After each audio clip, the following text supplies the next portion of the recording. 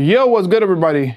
In today's video, I want to bring a topic of conversation for a lot of people that might not be as well, how do I put this, as well versed into this universe of computer parts and the PC community, of how two PCs can have the same, how two PCs can be exactly the same spec-wise, but have totally different, totally different performance in-game.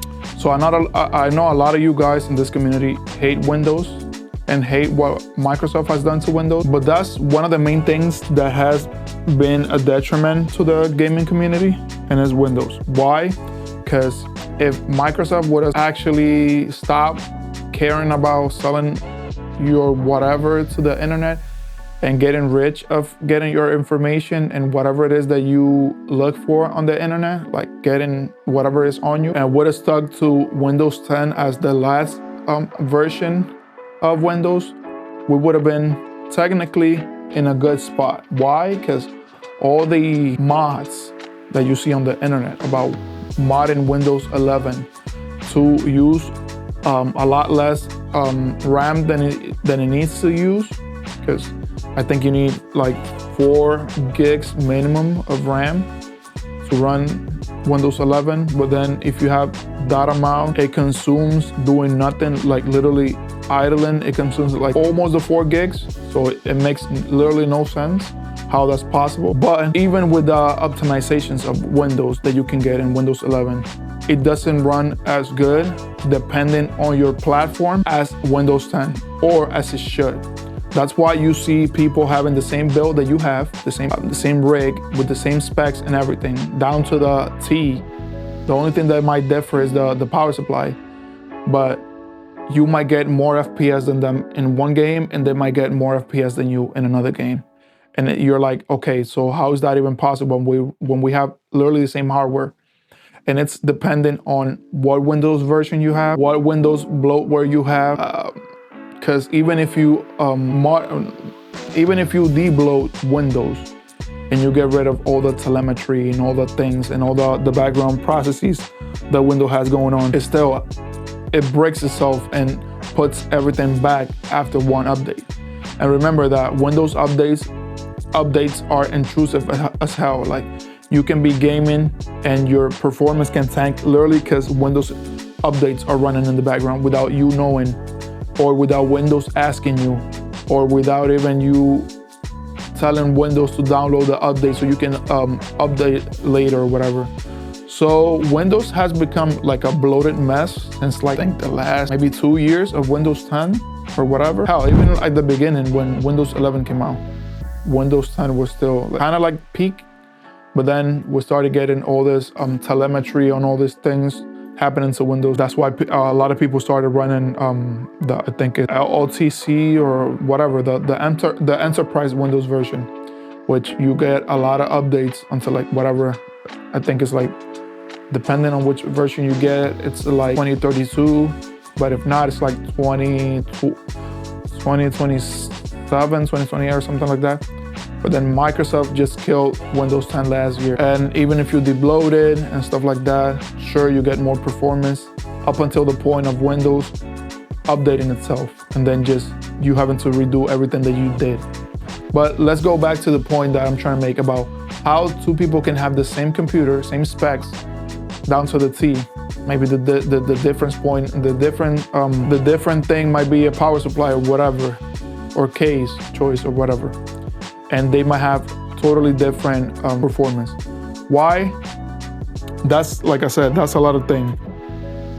It might not always be the specs itself. It could be down to like SSD speeds, how full your SSD is, the environment that you're running in Windows, like how many things you have bogging down your startup, your processes in the background and stuff like that. So there's a lot of things that escalate the performance hit on your computer, but the weakest links in performance are, especially for NVMe and SSDs in general, it's having almost full SSD. Like, I recommend people having between max 80% of your SSD full, especially the one that you run your games on. It should be at least, for peak performance, 80% full at max. Other than that, you're doing it wrong.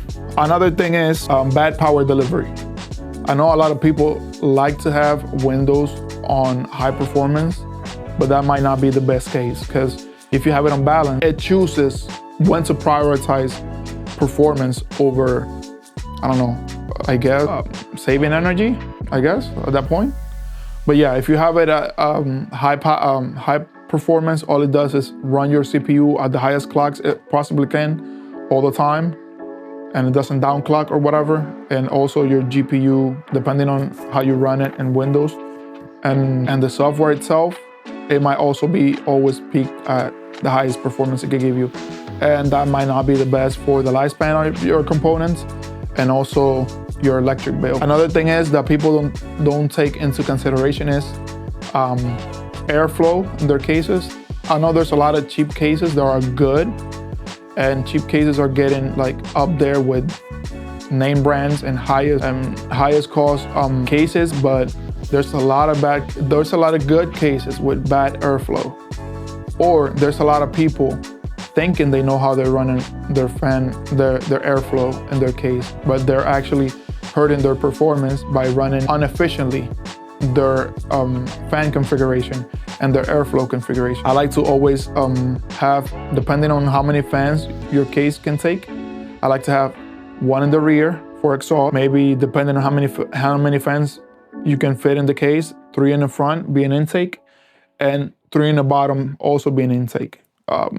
These are mainly like big cases like the Lees and the Be Quiets and the Corsairs, the whatever. Other than that, I don't really recommend people having like bottom intakes and top exhaust, because then you're just hurting your performance at that point. It's been proven by, I think it's either Corsair and Noctua or Thermaltake or Thermalright and Noctua. Either one of them, I don't know.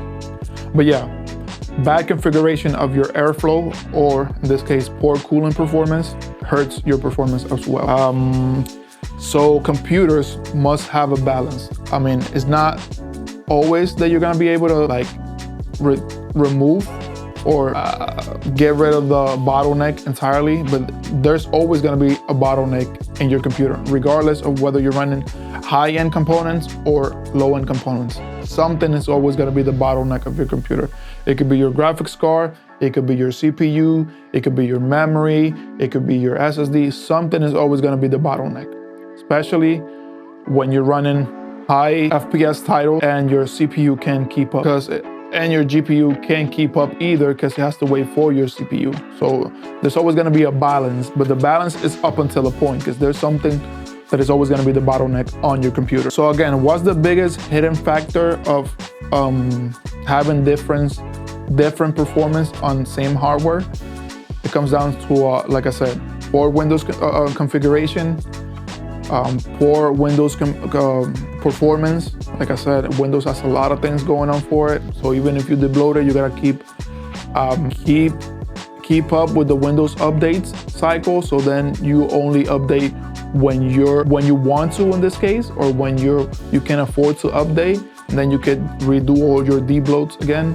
Also, bad fan configuration, because it affects your cooling, poor cooling performance. That's another thing.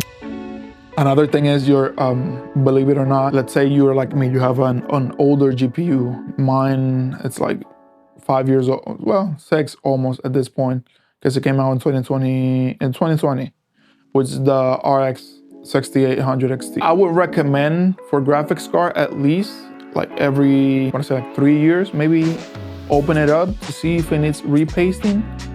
And at that point, if you already opened it and it doesn't need it, you might as well just change it because you already opened it. So to avoid air gaps in the contact between the cooler and the die, might as well just repaste it.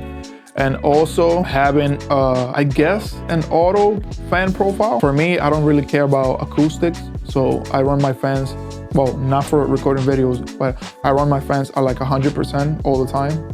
I don't care, because I don't care about well, I'm partly deaf, so I don't care about the noise. Doesn't bother me. I'm already used to it. But yeah, if you want to get the most performance out of your build, your rig, if you don't care about the noise, unless you have a living room computer or whatever, or you're running your computer in the living room, then yeah, acoustics might not be the best for fan performance, especially depending on the fans that you're running. Also, the case geometric, case performance with the airflow, the filters, if you don't clean them properly. Also, if you don't dust your fans, because the buildup makes the fan spin slower, and also it pushes the same dust that already has on it into the other components. So there's a lot of factors that might be, and depending also if you're running it on the floor, on a carpet surface, or if your environment in your home is very like either dusty, or you in your home, believe it or not, there's a lot of skin shedding. Also, if you smoke, if you vape, all of that gets into the fans and hurts your performance, believe it or not. Another thing is also not all Windows installs are the same. Like I said, there might be settings that the other person's running that you're not running, and also there might be settings that you're running for performance that the other person's not running. So that's another throw off for the performance, depending how busy your computer is, like running things in the background, how many tabs open you have on Chrome, if you don't have memory saver on Chrome and all the tabs are like always open and stuff like that. So there's a lot of things that degrade your performance, believe it or not. Like people have said for the longest time on macOS, when they switched to like the ARM processors, the M series, when Apple started selling only like 8 gigs or whatever. There's a lot of things that you could do with 8 gigs on macOS that you might not be able to do on Windows. I'm not glazing Apple, I'm not glazing whatever, but macOS is so extremely efficient with memory and the usage of it, because it compresses the memory and therefore you can use more memory than you technically have and stuff like that, which Windows has a poor management of memory, basically since like Windows 10, I believe. That's why a lot of deep loads and stuff like that has been resurfacing. Microsoft has been patching a lot of stuff for Windows 11, and people just get fed up and just do everything they can for, which I don't trust a lot of those deep loads, because I don't know what people have been doing with them. I don't know what's in the code, I don't know what's in the whatever, but yeah. So yeah, a lot, also drivers, updates. I know that for the longest time last year I was playing, I think it was Battlefield 2042, and I couldn't even run the latest drivers on my graphics card because the game is like broken on anything past, I think it was 24.7 or 0.8 or something like that. So if you had any newer drivers, the game would just crash. You could play, and you could play for maybe 5 minutes, maybe 10 minutes. But as soon as you got killed, or there was something in the driver that would conflict with the game, it would just crash. So you had to run like older drivers that might not be as up to date and as recommended, in this case, for lack of a better word, for the games that you're playing or the other person's playing. So yeah, drivers, updates, even the settings that you run on Windows or in the game itself might not give you the best performance that you might get out of it. Also, a lot of people don't really take into account frame pacing and frame timing. A lot of people just think because they have a high FPS, meaning they have a good quality of gaming or a good gaming experience. But if you run Afterburner and you see the graph on the bottom for the timing and the pacing, you might see that you're not always running at your peak performance because the framing is trash or the pacing is horrible, and that's why you get those micro stutters or those huge hang where the CPU is like hanging for or whatever. So you also got to take that into account. Also, a lot of, since I think NVIDIA was the first one to introduce that, but also input lag makes a whole lot of difference in the gaming experience. So running things like reflex on NVIDIA and anti-lag on AMD might be your safest bet on getting a good performance out of your thing. So yeah, it might be like you're comparing, let's say you have two exact computers and you're comparing both of them. You always got to take into account a lot of things. It's not always apples and oranges or black and white or whatever. So you always gotta, even with the same settings, Windows might be more optimized on one of the computers just cause whatever, it's just Windows. It does whatever the hell it wants.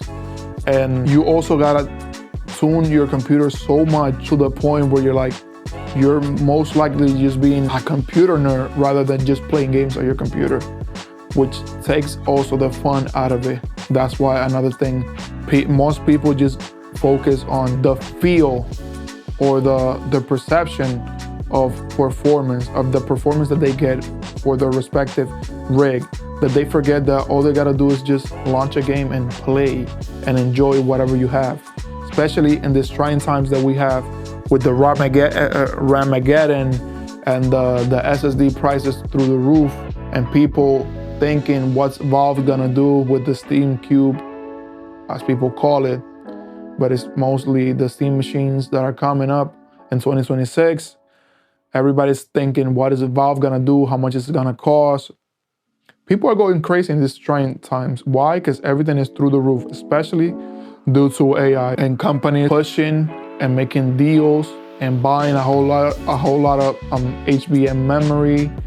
So manufacturers had to pivot their production from regular RAM to like HBM, and then we as consumers are kind of effed up. We're kind of effed at that point, and there's nothing we can do unless either you wait or you buy older gen, or you just suck it up and pay the price for whatever it is the price is right now. So there's a lot of things going on in the world, in the computer world specifically, especially with all the companies focusing on AI. But we don't know what's gonna happen. So again, this is my, I guess, TLDR to how two computers can be the same computer, spec-wise to the T, but the performance might vary exponentially depending on a whole lot of factors.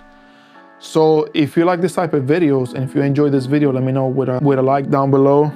Also, let me know in the comments on other things that I might have overlooked or might have glossed over, whatever. And I might be in the comments just joining with you guys to get a respectful conversation and debate.